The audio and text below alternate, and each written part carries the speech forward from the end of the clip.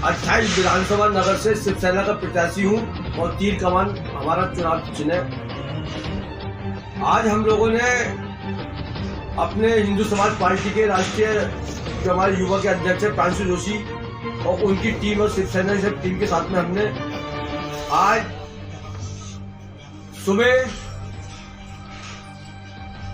ढक्का कुंदनपुर में जनसंपर्क करा और उसके बाद में दोपहर में हमने समरा अशोकनगर काशीराम नगर में हमने जनसंपर्क करा। हमें जनता का पूर्ण समर्थन प्राप्त हुआ है। जनता जो लोग खाली योगी और मोदी के नाम से जीत कर आकर 5 साल घरों में बैठे हुए हैं उनसे ऊब चुकी है और काम करने वाले प्रत्याशी को क्षेत्र में देखना चाहती है। मैं 2 बार पार्षद भी रह चुका हूँ, शिवसेना से अपने क्षेत्र से रह चुका हूँ। पहली बार जब पार्षद बना था तो कुछ मेहनत करनी पड़ी थी, पर जब हम काम करने वाले लोग हैं, जब हम काम करके दिखाते हैं तो जनता कहती है चुनाव के समय आप घर में बैठ जाइए, हम आपको चुनाव जिता के भेजेंगे। आपके साथ आपके सामने काफी और भी प्रत्याशी हैं, समाजवादी के यूसुफ अंसारी और बीजेपी से रितेश गुप्ता। कैसा लग रहा है आपको माहौल जब आप निकलते हैं प्रचार के सिलसिले में? माहौल हमारे साथ में युवा शक्ति मेरे साथ में है, मेरे साथ में युवा शक्ति है और ये चुनाव आपकी लोग आश्चर्यजनक किंतु सत्य होगा। जैसा मेरे नगर निगम के चुनाव में मैं जीता था, लोग देखते रह जाएंगे। शिवसेना खाता खोलने जा रही है 28 नगर विधानसभा से मुरादाबाद शहर में जीती है। यदि आप जीते तो आपकी क्या उपलब्धि होगी? देखिए, राष्ट्रीय और प्रांतीय स्तर पर तो हमारी जो बहुत सी मांगे हैं वो राष्ट्रीय और प्रांत हमारा तय करेगा, पर मुरादाबाद नगर के स्तर पर, जिले के स्तर पर हमारी कुछ जो बेसिक मांगे हैं जो आम जनता के साथ में जुड़ी हुई है।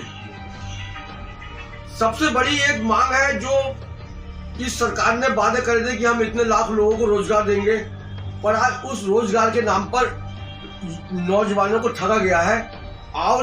आउटसोर्सिंग और संविदा के नाम पर, ठेका प्रथा के नाम पर सभी सरकारी विभागों में 8-8, 7-7 हजार, 9 हजार में बेरोजगार युवाओं को आउटसोर्सिंग के नाम पर भर्ती कर लिया गया है और उनके साथ में बहुत उत्पीड़न हो रहा है। नगर निगम हो, बिजली विभाग हो, सेल टैक्स हो, हर विभाग में आउटसोर्सिंग और ठेका प्रथा के नाम पर नौजवानों को रखा गया है और उनसे 30 दिन काम लेकर 26 दिन का वेतन दिया जाता है, ना कोई ओवर टाइम दिया जाता है। शिवसेना में विधायक बनने के बाद, इससे पहले भी हमने उन आउटसोर्सिंग वालों के लिए संघर्ष कराया है, आगे भी संघर्ष करेंगे। हम उन्हें नियमित कराएंगे और नियमित करा के स्थानीय स्तर से उन विभागों में उन्हें वेतनमान दिलवाएंगे। जनता के लिए क्या संदेश देना चाहेंगे, क्या देख करके वोट करेंगे? जैसे कि आज आप देख रहे हैं पब्लिक स्कूल अपनी मनमानी कर रहे हैं, अपने पब्लिक स्कूलों ने मनमानी फीस वसूली कर रहे हैं और दुकानदारों से उनसे पैकेज तय है। 60-70% कमीशन पर किताबें जनता को दी जा रही है, अभिभावकों का शोषण हो रहा है। सबसे प्रथम मांग जनता के लिए ये होगी। दूसरी, गरीब जनता, प्राइवेट डॉक्टर जो है ये फीसों के नाम पर लूटना मचा रखी है और पैथोलॉजी लेबों में जाते हैं, वहां भी बहुत मोटा कमीशन वसूला जाता है।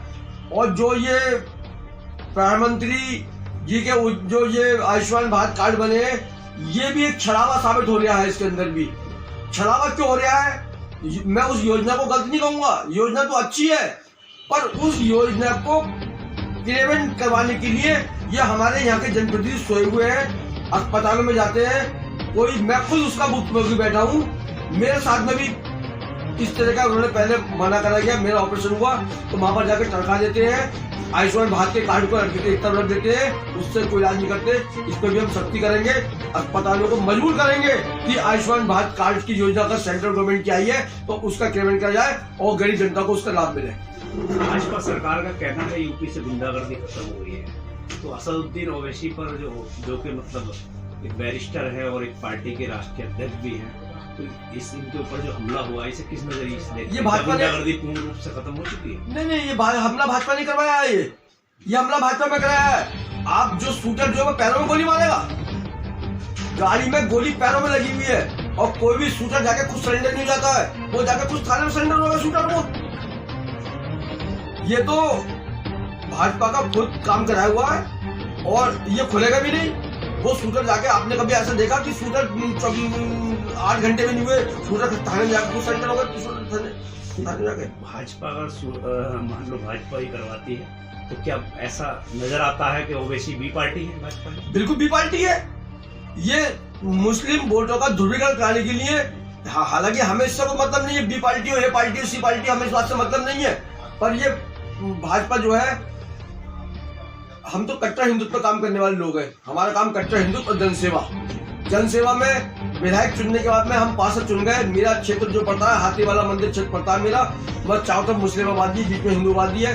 पर जब मैं पार्षद बना तो मुझे चाहे हिंदू जनता ने वोट दिया, आज भी आप जाकर वहां पर ये क्वेश्चन पूछ सकते हैं, जब विपिन भट्टारा पार्षद चुन के आया तो उसके लिए जनता, सारी हिंदू मुस्लिम जनता सब एक समान थी और सबका एक समान साथ दिया। इसलिए हमारे समाज, हमारे जनता की सेवा मुख्य धारणा है और हिंदुत्व राष्ट्रवाद हमारी प्राथमिकता है। क्षेत्रीय विधायक ने लोकोसेट के पुल का श्रेय पूरा लेने के लिए अपने बीजेपी सरकार को इसकी जो दी है, और क्या मानते हैं, क्या बीजेपी सरकार द्वारा लोकोसेट का पुल का निर्माण कराया गया? ये काम तो कोई भी सरकार नहीं कराएगी। ये तो क्षेत्र की आवश्यकता है। ये मुराद थोड़ी पुल बना हुआ है और आगरा में बने हुए हैं, कानपुर में मेट्रो बनी हुई है। ये तो योजनाएं होती है, योजना अधिकारी तय करते हैं। प्रशासन प्राथमिकता से योजनाओं तय कराता है। इसका श्रेय ये तो अगर गवर्नमेंट किसी और की आती तो अभी लोकोसेट पुल बनना था, आवश्यकता बन गया था, जनता की आवश्यकता बन गई थी। तो इसमें कुछ श्रेय लेते हैं तो ये जनता को धोखा दे रहे हैं। इसमें कुछ श्रेय लेने का मुद्दा नहीं है। ये जनता के पैसों से बनाई हुई काम है और जनता के उपयोग की चीजें। ये मुरादाबाद नगर में एक कपूर कंपनी का पुल है, उस पर चोरी वगैरह का मामला काफी दिनों से गरमाया हुआ है, तो इसे किस नजरिए से देखते? क्या ये लोगों कपूर कंपनी पुल का चौड़ीकरण होना अति आवश्यक है। और दूसरी एक सबसे और एक बात है कि डबल फाटक से केजी कॉलेज तक कभी इसकी मांग भी उठी थी, मंजूर भी कराया गया था। जो साइड से रास्ता जा रहा है ये भी प्राथमिकता रहेगा। अगर ये रास्ता केजी कॉलेज से डबल फाटक तक ये रास्ता बढ़िया मजबूत बन जाता है तो लोगों कपूर कंपनी पुल का भार कम होगा और आधी जनता को, लाइन पर जनता को उसका फायदा मिलेगा। ये भी हमारी प्राथमिकता में रहेगा।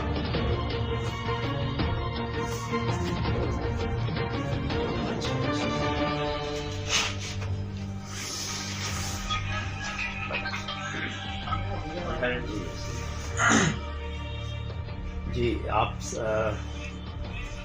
जोशी जी समर्थन दे रहे हैं शिवसेना को, क्या मानते हैं? देखिए, नगर विधानसभा 28 विपिन भटनागर जी शिवसेना से बड़े भाई हैं और पुराने संबंध हैं। सिर्फ शिवसेना को इसलिए समर्थन दिया है कि हमें नगर की सीट निकालनी है, हिंदुत्व की सीट निकालनी है। और सीधी सी बात है, आपको क्या लगता है, आप प्रत्याशी खरीदते हो, बैठाते हो, कुछ करते हो, लेकिन प्रांशु जोशी को नहीं खरीद पाओगे, ना खरीद सकने की औकात। ठीक है, प्रांशु जोशी जो करता है वो करेगा, हिंदुत्व की आवाज जो उठाता है वो उठाएगा। दो चीजें कर सकते हो आप। मैं फिर भी बोल रहा हूँ आपकी मीडिया के माध्यम से कि ये ज्यादा से ज्यादा मुझे जेल भिजवा सकते हैं या मुझे मनवा सकते हैं, मैं बिल्कुल तैयार हूँ, चाहे वो कोई भी हो पार्टी। तो क्या लगता है आपको, बीजेपी भी हिंदुत्व की बात करती है? भैया कहाँ से हिंदुत्व की बात करती है? सेकुलर है, मैं हिंदुत्व की बात करता हूँ।